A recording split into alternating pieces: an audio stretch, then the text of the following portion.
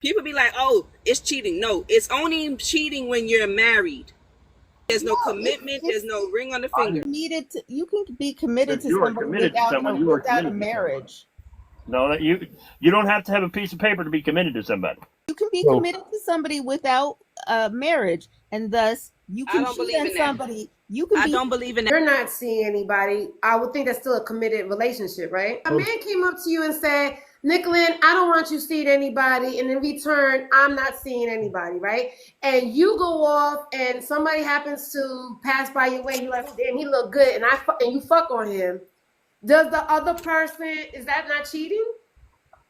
It's not cheating. There's no commitment. So But you literally just made the commitment to you to be with someone else, and we're going to be exclusive. This was the commitment you just made with the other person, that you are going to be exclusive. I'm in an agreement with you that I'm not going to do something, and then I end up doing it. I would still think I'm still wrong because I agree that I would never do that. Because the people agree to being committed and then still get cheated on. So how do you agree to that?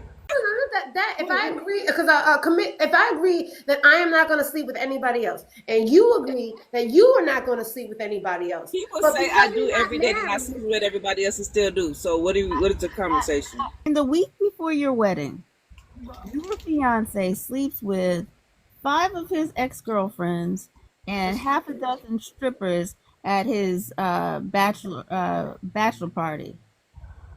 You good with that? Because it's, according to what you just said, it's not cheating. No, it's not, because he was never committed. And like I said, and I will still say this, people get married and still be cheating. So you're proving my point. So according to you, people get married and still be cheating. So at what point do you feel like there's a boundary that should be drawn?